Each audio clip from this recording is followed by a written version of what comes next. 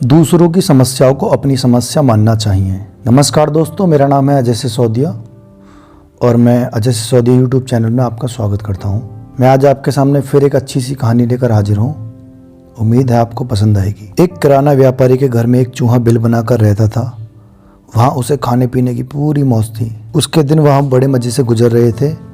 एक दिन चूहा ने देखा व्यापारी और उसकी पत्नी अपने झोले से कुछ निकाल रहे हैं। वह उत्सुकतावश छिपकर उन्हें देखने लगा। व्यापारी ने अपने झोले से चूहेदानी निकाली। ये देखकर चूहे को बहुत दुख हुआ और उसे खतरा भी महसूस हुआ। वह भागकर घर के पीछे वाले किचन गार्डन में गया और जाकर कबूतर को सारी बात बता दी कि घर में चूहेदानी आ गई है। कबूतर ने उसकी मजाक उड़ाते हुए कहा, मुझे क्या, मुझे कौन सा इसमें फंसना है। यह कहकर कबूतर अपने काम में मस्त हो गया। निराश होकर चूहा यह सब बताने के लिए मुर्गे के पास गया। मुर्गे ने भी उसकी मजाक उड़ाया कि मुझे क्या इसमें फंसना है और न ही यह मेरे लिए कोई समस्या है। और मुर्गा भी अपने काम में मस्त हो गया। दोनों से हताश होकर चूहा बकरे के पास बहुत उम्मीद लेकर गया और उसने सारा वृत्तांत बकरे को बता दिया। पर बकरे ने भी उसकी किसी बात पर ध्यान नहीं दिया, बल्कि उसकी खिल्ली उड़ाई।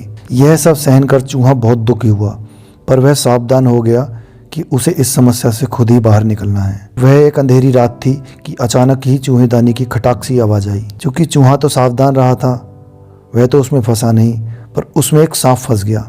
रात के अंधेरे में व्यापारी की पत्नी ने सोचा कि चूहा उसमें फंस गया है। उसने जैसे ही चूहेदानी खोली, सांप ने उसे डस लिया। घर में हाहाकार मच गया। तुरंत ही वैद्य को बुलाया गया। वैद्य ने चीरा लगाकर सांप का जहर निकाल दिया और कुछ देसी दवाइयां खाने के लिए दी।